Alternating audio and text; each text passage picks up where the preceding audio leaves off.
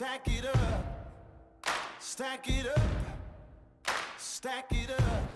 Olá, estamos em mais um episódio da Volcast, o podcast do Grupo Vol, dentro do Centro de Exposições da Fiergs, em Porto Alegre, na 40ª Expoagas, a maior feira supermercadista do sul do país.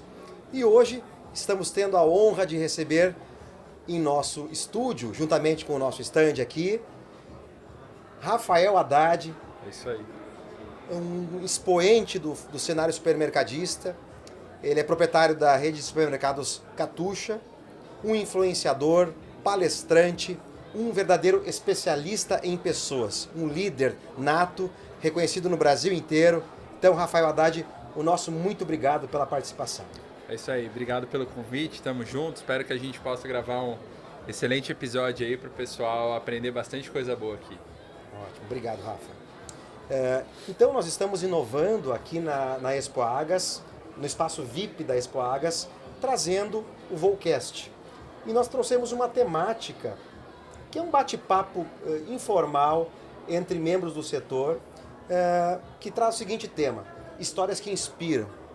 E você, reconhecido no Brasil inteiro, uma pessoa que inspira pessoas, supermercadistas. Conta para nós, Rafa, da onde veio o Rafael Haddad e como ele se tornou o profissional que se tornou hoje. Massa. Eu venho de uma família muito pobre, né? Minha mãe ela era vendedora de uma loja de brinquedos, meu pai era feirante de rua, a gente vem lá de Diadema, estudaram até a 4ª série, né? Então eram pessoas muito simples, mas muito sonhadoras.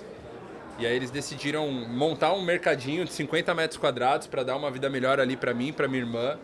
Só que, como a gente sabe, né, eles eram pessoas muito simples, então eles não sabiam como precificar, eles não sabiam como criar processos, como treinar pessoas, como fazer um bom marketing, né? Então eles tinham esses desafios, né? Só que antigamente era muito mais fácil crescer do que hoje, né? Acredito que quem está assistindo a gente saiba disso, principalmente os mais experientes.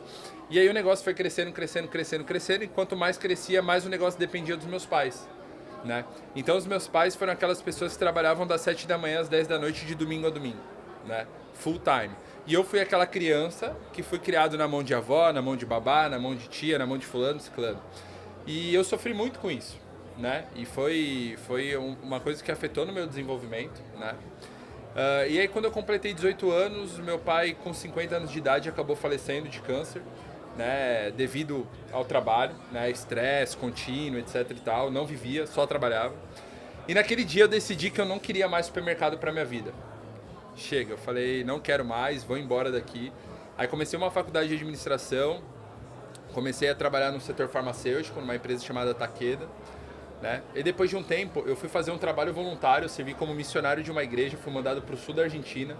Morei na Patagônia 6 meses, né? Aí tive um problema de saúde na lombar, né? E acabei voltando, aí eu recebi uma oportunidade para estudar psicologia nos Estados Unidos, para fazer uma extensão, né, da minha graduação dentro da área de pessoas, né? E morei no estado de Utah, e lá estudando eu percebi que era aquilo que eu gostava de fazer. Então pela primeira vez na minha vida eu tinha descoberto o meu propósito, né? Falei, cara, eu sou bom nisso. Quantos anos, Rafa? Isso eu tinha 23 anos. 23 anos. Né? E porque eu não gostava de supermercado. Então eu ajudava meus pais, eu ficava lá, trabalhava, só que, cara, eu não era feliz lá, em nenhuma função. Deixa eu só entender uma pergunta, Rafa. Você desde adolescente já frequentava o supermercado? Sim, eu ajudava. Com que idade? Contextualiza isso. O que você fazia? Desde os 12 anos de idade, assim, eu sempre ajudava meus pais. Não era uma ajuda full time, né? Porque minha mãe queria que eu estudasse. E eu também não gostava de estar lá, então era mais quando precisava. E aí, cara, eu já fiz de tudo. Por exemplo, eu já fui no escritório, aí eu trabalhava no escritório. E aí minha mãe achava que trabalhar no escritório não era trabalho. Aí tu passava lá, tinha um repositor, aqueles grandão, assim, parrudão. O cara carregava uns 4 fardos de café. Aí ela batia no meu ombro e falava assim, ó, tá vendo, ó, aquilo ali é trabalho. Olha que depoimento interessante que o Rafael traz, um depoimento bem especial, porque diferente da grande maioria, Rafa, o que se vê são crianças que estão correndo dentro de uma loja, Aham. seja empacotando, Aham. seja vendo itens, seja em qualquer lugar do supermercado, Aham. tendo uma referência positiva daquilo. Aham. Quando o Rafael traz um depoimento em que ele, de certa forma, criou um trauma vendo seu Aham. pai trabalhar muito, né, e não tendo resultado, e culminando com a perda E dele. minha mãe, ela aprendeu o quê? A base do esforço. Minha mãe não foi treinada na base do resultado. Então o que ela fazia? Ela queria que eu carregasse pallet, carregasse fardo de café e tal. Eu tenho até hérnia de disco na cervical aqui, porque Olha nem, só. nem fortalecimento pra carregar essas coisas eu tinha direito, sabe? Você vê como é que é. E aí, cara, a gente foi construindo a jornada e tal. Não fui tão ativo, porque não gostava. E também meus pais não queriam tanto, assim. Então, foi assim, às vezes eu ia, às vezes não. Né? Mas foi o suficiente para saber que eu não queria aquilo pra minha vida. E quando eu tava nos Estados Unidos, cara, depois de 1 ano estudando, né? Já tinha perdido meu pai. Eu recebo uma ligação da minha mãe, dizendo que ela tava com uma dívida de 2 milhões de reais, né? E, cara, eu já tinha perdido meu pai, eu não ia perder minha mãe, né? Porque minha mãe tava indo pro mesmo caminho. Aí eu tive que abandonar meus estudos lá nos Estados Unidos, voltar pro Brasil. Cara, peguei funcionário roubando, fornecedor roubando, cliente roubando, família roubando, sócio roubando, enfim. Peguei um caos a empresa, né? Então eu sem experiência, estando num lugar que eu não queria estar, com pessoas que eu não queria estar, fazendo o que eu não gostava e tinha abandonado o meu sonho, né? Então olha a minha cabeça, né? Mas enfim, assumi o desafio, pagamos a dívida depois de 2 anos e meio. No dia que eu paguei a dívida, eu comprei a parte dos sócios, né? Eu falei, cara, agora ou vocês saem ou quem vai embora sou eu, porque aqui eu não fico mais, né? E aí acabou que a gente comprou a parte dos sócios, nisso a gente acabou expandindo, né? Aumentando ali o tamanho e tal.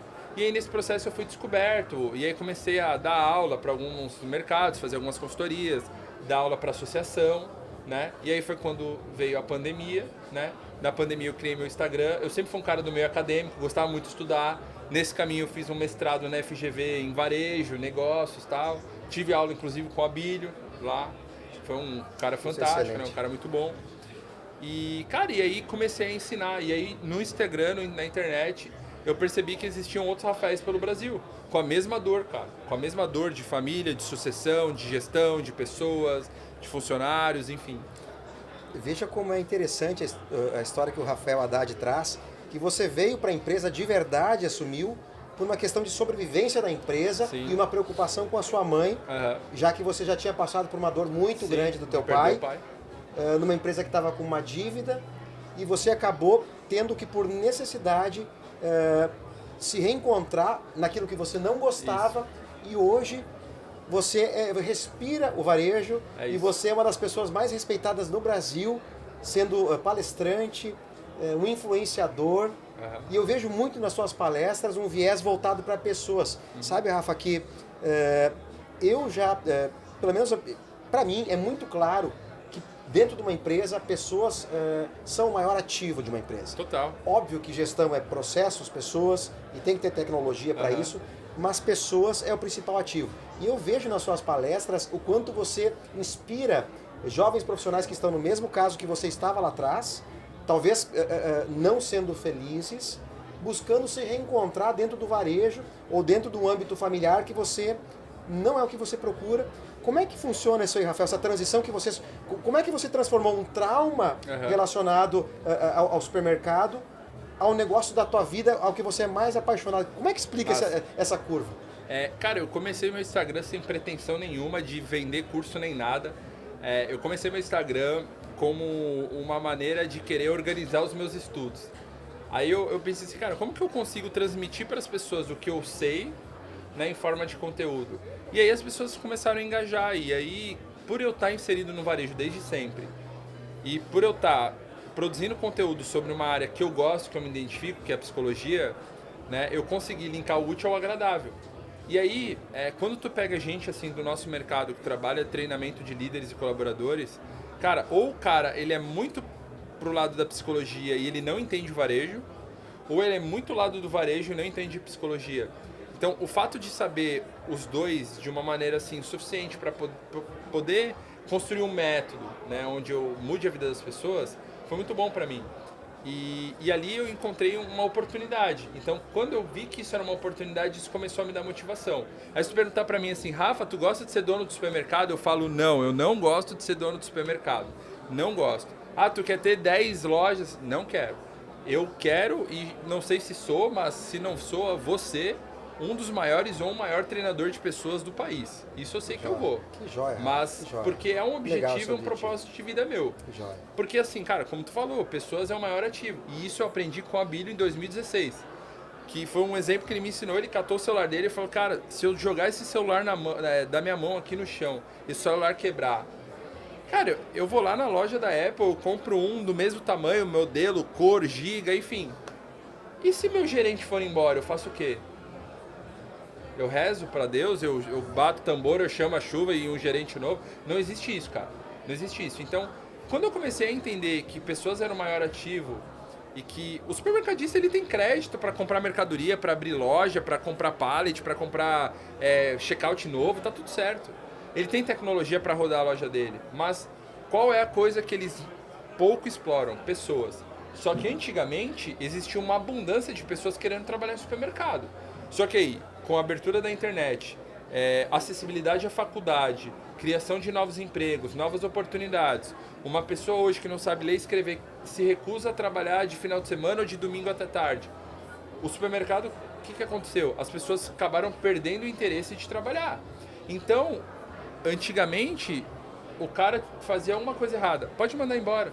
Tem 350 pessoas na fila querendo trabalhar. Hoje, vai nessa. Tu não encontra pessoas para entrevistar, que dirá para contratar. Então, quando os supermercadistas perceberam isso, o que eles entenderam? Se a gente não valorizar e desenvolver pessoas aqui dentro, o negócio não vai para frente. E aí, eu pergunto assim pra ti, que é supermercadista que tá olhando a gente. Cara, tu não abre mercado hoje, mais lojas, não é por causa de dinheiro. Não é por causa de recurso, não é por causa de know-how. É por causa de pessoas, cara. Se eu perguntar pra ti hoje, se tu puder abrir uma loja e levar 33% da tua base hoje pra essa loja nova, né? Que é o que a gente indica. Então, por exemplo, tu vai abrir uma loja com 100 funcionários. Pelo menos 33 tem que ser funcionários antigos, para manter cultura, base, processos, regras, etc e tal. Tu acha que alguém, ou a maioria dos mercados, tem 33 pessoas, por exemplo, para tirar da operação e colocar nessa? Então, você acabou de achar a tua resposta. O que trava hoje a expansão é a falta de pessoas. Perfeito, Rafa. Rafael traz um conceito muito importante para a expansão, sobretudo dos pequenos e médios negócios que travam nessa falta de clareza.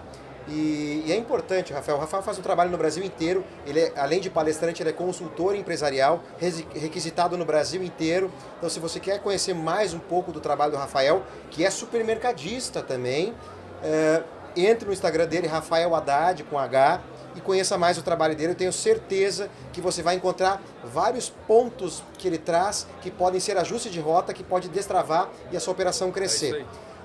Rafael, agora tocando num ponto que é um ponto sensível para qualquer empresário, um ponto às vezes não muito bem digerido, mas fundamental, o tributário.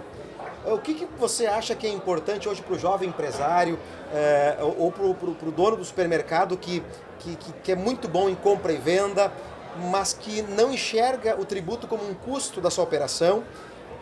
O que eu percebo muito nas nossas palestras, nas nossas reuniões de negócios, nós temos muitos clientes na área, eu percebo que o supermercadista, ele é um especialista em comprar e vender, ele arrocha o fornecedor dele em centavos às vezes, mas esquece que o grande custo da operação está escondido dentro de um tributo e ele nunca se preocupa com isso. Como é que você vê o empresário na frente do supermercado, como é que tem que ser o papel dele no conhecimento tributário e nessa gestão? Cara, o que eu acho? Eu acho que o dono do supermercado ele tem que ser dono do supermercado. E assim, a complexidade do negócio mudou. Então, se eu querer exigir que o dono do supermercado, por exemplo, conheça o que eu conheço sobre psicologia para ele aplicar isso na loja dele, o que a loja dele vai fazer? Vai travar. Então, eu, Rafael Haddad, eu sou sempre favorável a procurar especialistas das áreas. Cara, e eu vou te falar, ainda a área da psicologia, na minha opinião, é muito mais fácil do que a área tributária. Você tem, por exemplo, um setor, eu acredito que na tua empresa, que todo dia está pesquisando regras novas que eles atualizam, etc e tal. Como que o dono do supermercado vai conseguir captar essas informações e não só isso, captar e traduzir em resultado? Esquece, cara, não existe.